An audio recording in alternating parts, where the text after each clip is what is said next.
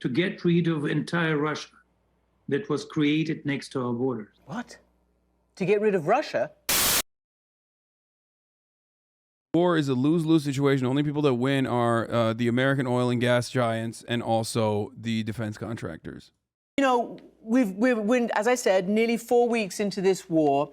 You, by all intelligence, I guess, you know, experts, are somewhat stalled, certainly around Kyiv and in other parts. There seems to be low morale amongst your troops. There seems to be equipment breakdowns and command and control issues. My first question is, what does President Putin think he has achieved in Ukraine to date? Well, first of all, not yet.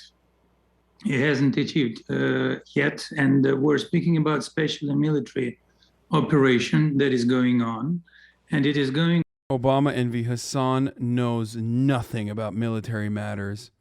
Putin has a micro penis. Ukraine is winning, and Hassan knows nothing about military matters. In 3 words, Obama envy showed us exactly how much he knows. Also, Obama envy, now that you're talking about penises, it's kind of weird. Going on strictly in accordance with the plans and with purposes that were established beforehand. And of course, well, first of all, I think we have to speak about the reasons for this operation. I mean, because speaking about the morale against our amongst our military, of course, you operate data and information coming from different media and from your intelligence, but you would probably have to doubt this information. You have to doubt it, and you have to think twice whether it is true or not. Well, here's the thing, Mr. Peskov. You know, intelligence that really predicted the invasion turned out to be true, despite what you all told us, you know, from the Kremlin. So let's just get past that. We've also heard, you know, civilians and journalists who've seen Russian troops and who've recounted. But that's be that as it may. When you say he hasn't achieved, President Putin hasn't achieved yet, what do you foresee? Because this was going to be, according to your own side, in the press, in the state-sponsored media in Russia, a pretty quick operation. It was even suggested that, you know, within a couple of days that, quote-unquote, Ukraine would return to, quote-unquote, Mother Russia. What has gone wrong, and what do you see for the next phase of this? Well, of course, no one would think from the very beginning about a couple of days. It's a serious operation with serious purposes. And I think if we try to remember those purposes, those main goals of the operation, it's to get rid of the military potential of Ukraine. And actually, this is why our military are targeting only military goals and military objects. Actually, give a propagandist an interview on national TV. Of course they did, bro. What are you talking about? Like, you guys have this. You guys are crazy, man.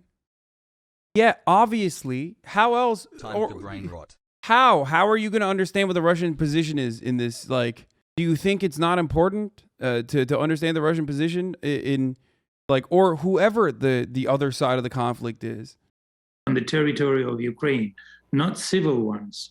Russian military are not hitting civil aims, civil targets. Number 2 is to ensure that Ukraine changes from entire Russian center to a neutral country. And in this sense, let's remember that after the collapse of the Soviet Union, actually the neutral status was fixed in a declaration of independence of the country. Number 3, to get rid of the nationalist battalions and nationalist regiments who are now opposing Russian troops, who are now trying to cover themselves under the shield of civilians, thus paving a way. Never heard that one before. For civil casualties. Dimitri, the funny part about this is that like the only country that doesn't have to say this is America, because no one even questions when America bombs civilian targets. Like, never. The only time America's ever questioned for bombing a civilian target is when there's like white people involved, and that's very rare. And you know, when it happens, like America does apologize, like the famous Kunduz hospital bombing.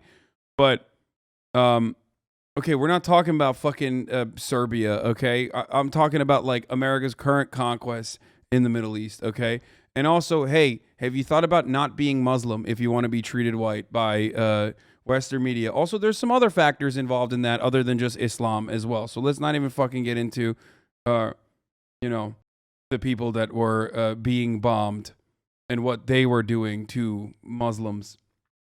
Anyway, just when the Balkans do not matter in the same way that Eastern Europeans are considered. The rest of the Eastern Europe is considered white. Okay, it's just, you know, we're talking currently about what America gets to do and how they get away with it. No one cares when America bombs targets, again, whether it's in the Balkans or not. That's just the truth. Okay? Just true. Countries, however, that do get called into question for their war crimes or when they bomb civilian targets will then say exactly this. Okay? We'll say exactly this. Which is, oh, they're hiding military objects under those civilian targets. They're using human shields. They're using civilians as human shields. Okay? Yeah. And also, I beg your pardon, if you let me, and also to ensure that Ukraine acknowledges the fact that Crimea is also an untakeable part of Russia, and that People's Republics of Lugansk and Donetsk are already independent states, that Ukraine actually has lost them after the coup that happened in 2014.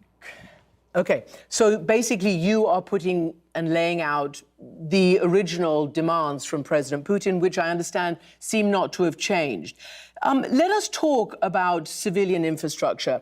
Look, I know you guys say that you're not targeting civilians, and you've just told me it was a special military operation, which is, I know, what the Kremlin military censorship demands. It is a war and it is an invasion, and we're all watching it all over global television, no matter what you tell your own people. There are so many civilian targets that it's hard to count them right now. And, you know, you may deny it, but even the Chinese, Dmitry, even the Chinese who are your friends, have expressed a very, very deep concern about civilian targets. Let me just read what the Foreign Ministry has said. It is deeply grieved to see the conflict between Ukraine and Russia and highly concerned about the damage done to civilians.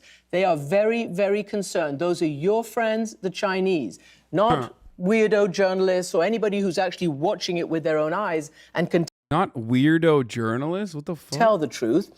So the real question is, what is President Putin's strategic goal in blasting the civilian infrastructure of places like Mariupol, which we are watching turn to smithereens for the last several weeks now? What's the strategic goal? Well, the strategic goal is to clear up the Mariupol from nationalistic regiments who are there in a heavily covered environment. And by the way, they're simply not letting people out from the city, from the town. And this is a problem because... What's the point of targeting civilians, though? I genuinely don't get it. If they wanted to instill fear or whatever, why the civilian casualties are so relatively low then? Surely they'd be tens of thousands of civilians dead if they were bombing them left or right. No, civilians get targeted in instances of war because they are treated as collateral damage. That's why war is bad, you know, because it's not like Call of Duty, okay? Even though if it was like Call of Duty, it would still be bad, but I guess it would be less bad, you know what I mean? If everyone was like a fucking enemy combatant versus is a soldier on soldier shit. But even then, obviously, it would still be working class sons and daughters fighting against one another at the behest of oligarchs. So understand that the reason why civilians die in this situation is because they are trapped. They're stuck. They can't leave. Some of them don't want to leave. Some of them want to leave but can't leave, and part of it is because of accidents. You know what I mean? And then the other part is to destroy morale. It's the same concept as terrorism. Why do terrorists blow up? Why do terrorists attack not just police and not just fucking military forces, but sometimes blow bombs up in civilian areas with heavy civilian population? The reason for why they do that is because they want to demoralize and terrorize the population so that they are submissive. So that they recognize that, like, hey, we're here. This is our country now. We're taking over. It makes that process easier for the occupying force. Shock and awe comes to mind. That's part of the reason why America was able to overtake Baghdad in such a short period of time. Records say 6 days, but I think it was more like 21. But that happened because America had a brutal, senseless, horrifying bombing campaign that would make what Russia did in these past couple of weeks look like a fucking peacekeeping mission in comparison. Terrorism was a buzzword used by America. No, terrorism is a political word. States can be terrorists as well, though. That's what I mean. Okay? So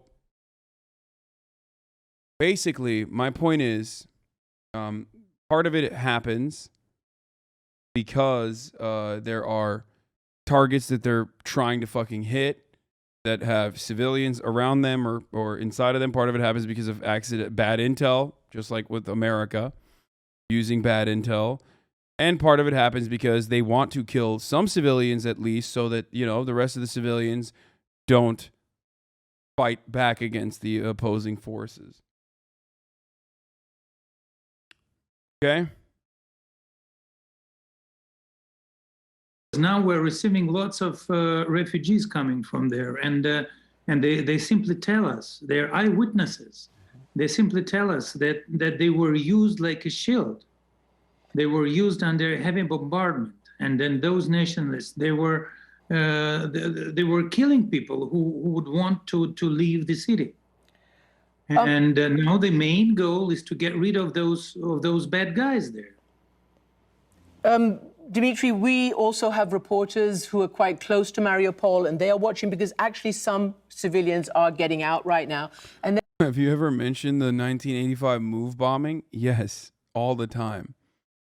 They obviously tell a completely different story, that they have been prevented from getting out. And we know that any attempt to establish any kind of humanitarian corridor. Another wild part of this is that, like, a lot of the places that they took over and routinely bombed before taking over and continue to bomb have, like, ethnic Russian or Russian sympathizing populations as well, which I suspect they no longer do sympathize with the Russians in any meaningful capacity because, that's what the fuck happens when you start getting bombed by the people that you, identify with in any way, shape, or form.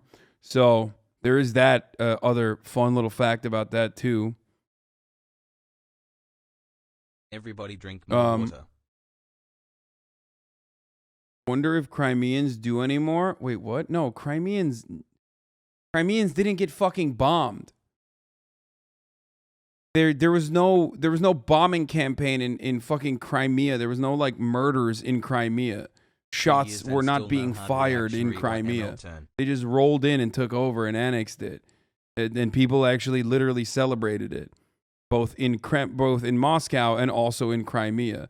That's different. That's entirely different. What was it, like 13 people that died total?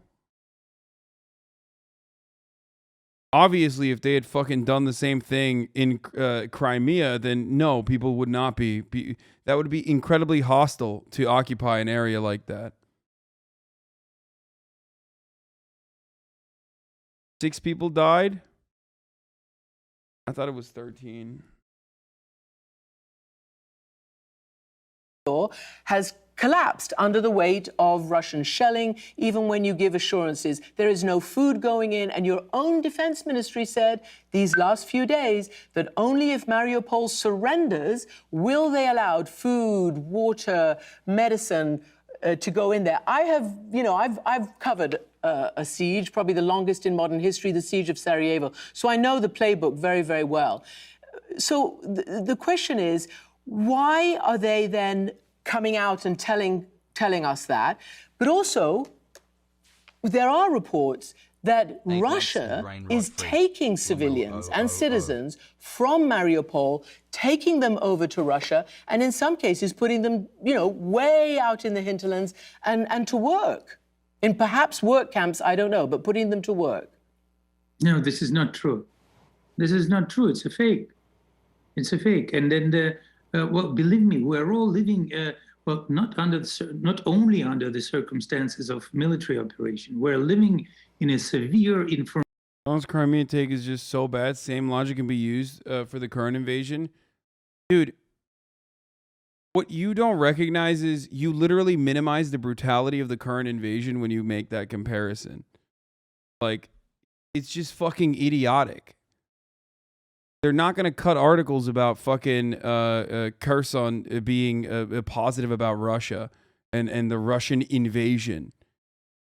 Like, you're fucking crazy.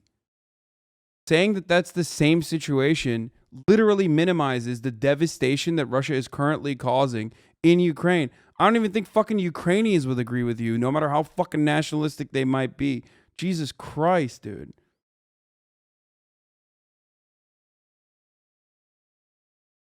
What the fuck are you saying right now?